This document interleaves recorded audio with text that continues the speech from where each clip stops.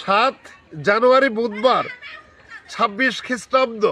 প্রিয় সন্দ্বীপের যাত্রী সাধারণ ভালোবাসা নিন, শুভেচ্ছা নিন। প্রেজেন্ট সোনালী সন্দ্বীপ, সন্দ্বীপ দর্পণ, যমুনা টেলিভিশন। আমি সন্দ্বীপের জনগণের খেদমতে স্থানীয় সাংবাদিক চারু মিল্লাত বলছি।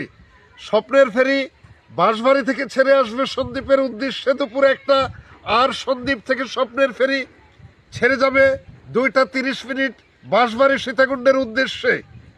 সিটাক নিজুম দ্বীপ সন্দ্বীপ থেকে ছেড়ে যাবে বরাবর 1টা, আর বাঁশবাড়ি থেকে ছেড়ে আসবে বরাবর 3টা। নৌপথে আপনাদের যাত্রা শুভ হোক, নৌপথে আপনাদের যাত্রা নিরাপদ হোক।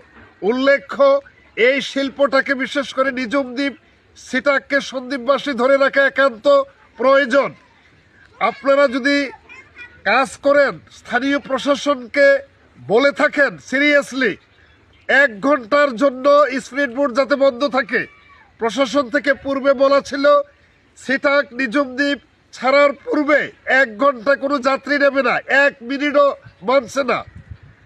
প্রতিদিন 2.5 লক্ষ টাকা করে যদি লস দেয়, এভাবে কতদিন দেবে? কিন্তু এই সিটাকটি, এই প্রাণের সিটাক নিজুম দ্বীপ, এটি বর্ষাকালে একটি সন্দ্বীপের জন্য মাইল ফলক। উনি নিজেই, আমি ভিজিট করেছি, উনি বলেছে যে এটা আটলান্টিক মহাসাগরে চলার সেই উপযোগী। এখানকার জন্য না 10 নম্বর সিগন্যাল হলেও চলবে।